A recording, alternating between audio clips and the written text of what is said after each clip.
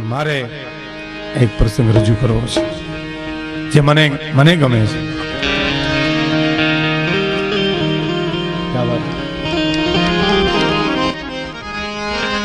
કે આવડ તારી યાર ઓલા લાજાલુ કોઈ દી લોપે જ નહીં, પછી ભરે ડગલું જોને ભાર. અરે રે વો તો તમને કશે ભરાવું આવડ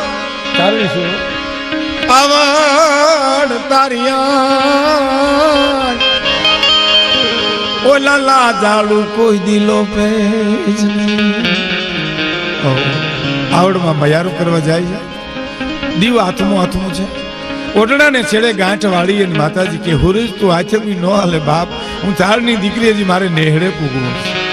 અને ભગત બાપુ લખું લીધું કાગળે કે સુણી સાધંગા વણ માતના રવિરાજ પણ થંભી ગયા, એ વણ મોલ ગમતના મારી દિવસ ક્યાં દુખડા લઈને મને કે બાપા ભેલિયો તમે ગાઓ છો ને? તો ગા આવડાઈની વાત તો બહુ જૂની છે. માતાજીની આંખમાં હું આવી ગયા. મને કે ભાઈ અટાણી વિસાવદરની બજારમાં હટાણું કરતા કરતા મોડું થઈ જાય ને, નેહડો બહુ છેટો ગેરીમાં, પછી ઓટડાને છેડે ગાંઠ વાળી ને એમ કહીએ કે હુરેજ તું આથમતો તને આવડની આણ છે. આજ નથી આથમતો સાહેબ, આજ પણ નથી આથમતો.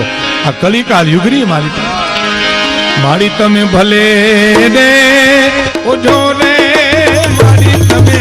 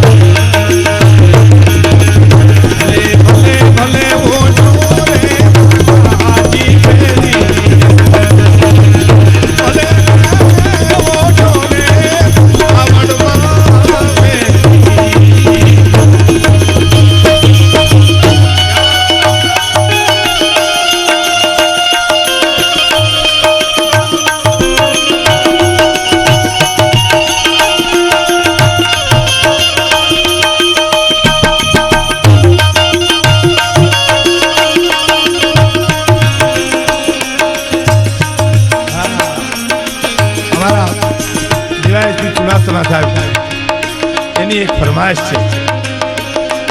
પછી એ હું ઈસદાનભાઈ અને માયાભાઈ ત્રણેય સમૂહમાં રજૂ કરી દઈશું. આ સરસ છે ફરમાઈશ.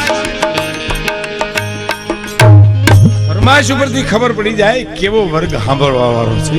ફરમાઈશ એવી હોય બહુ સરસ છે, એ રજૂ કરી દઈશું અમે. ચુડાસમા સાહેબની મારી પાસે ઘણા ટાઈમની ફરમાઈશ છે. સો હિન્દી કે રાજપૂતાની હતી, મને કંઠસ્થ ન હોય. એક દી મેં કીધું વેરાવળ લખીને જાઉં એમ, પણ હું પાછો ભૂલી ગયો. સાહેબ પ્રોગ્રામ આવ્યા, મેં સાહેબ આજ ભૂલાઈ ગઈ, પણ આજ ઈસદાનભાઈ એ ફરમાઈશ પૂરી કરી દીધી. સો હિન્દી કી રાજપૂતાની હતી. આ ગીત પછી આપણે સમૂહમાં ગાઈ દઈશું. પણ ભલે રે ઓજો રે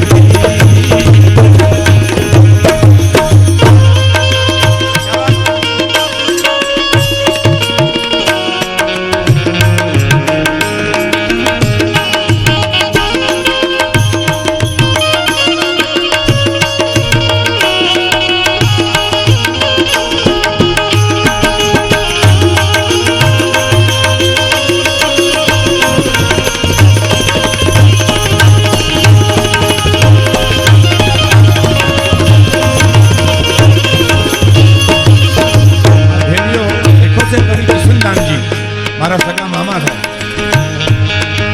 ભાડીએ ન મહેશે